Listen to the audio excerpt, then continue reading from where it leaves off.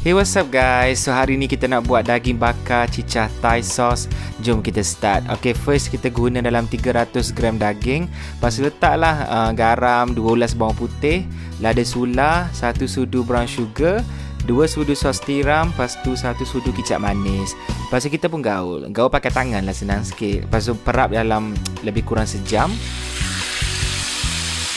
Okay, kemudian bila nampak macam dah garing, kita pun flip. Yang kita tengoklah rupa dia sedapnya. Okay, lepas tu kita bagi daging tu rehat kejap sebelum kita potong. Yang ni depends, ada orang suka makan daging yang medium, ada orang suka yang well done. Tapi aku suka medium sikit lah. Kalau well done ni dia macam keras sikit. Okay, lepas tu kita cicah dengan Thai sauce. Resipi Thai sauce aku tak tunjuk kat sini sebab ada seminit je. Yang ni korang boleh tengok dekat video sotong hari tu. Sama je. So daging kita dah pun siap. Diharapkan tuan-tuan dan puan-puan tidak kecewa Liu. Selamat mencuba.